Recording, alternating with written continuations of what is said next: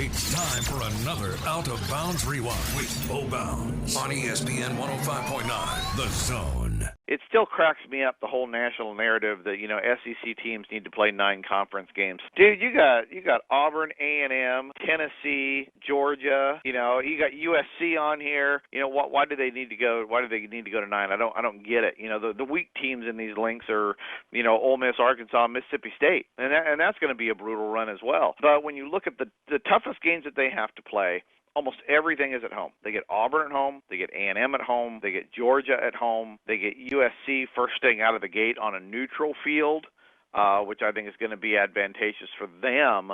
That's going to be a really tough game right there because USC has probably upgraded their staff more than anybody in the country in the offseason. And you have a veteran quarterback coming back for USC. And USC last year was top 25 total team scoring efficiency. They are not chopped liver at all, So you're breaking in a new quarterback right out of the gate. I think for Alabama, that is a super dangerous game. But you look at how everything is laid out in conference, your toughest game, you would say, without knowing anything, you say, okay, you're going to LSU. That's going to be your toughest game. But look at what LSU lost.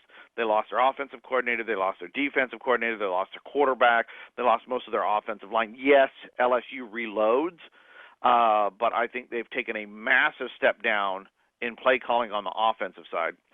On the defensive side, I think they've taken a step back, but I really like Pelini. His numbers are good, but, nobody's Dave Aranda. Dave Aranda's still just a really good defensive coordinator. So, the one game that is probably the toughest road game for Alabama has the most holes in that armor there. So when you look at this schedule and you go through it, because of where they play all of these tough teams and because where LSU is right now, when the numbers come out, I really expect the over-under on this for Alabama to be 11 games.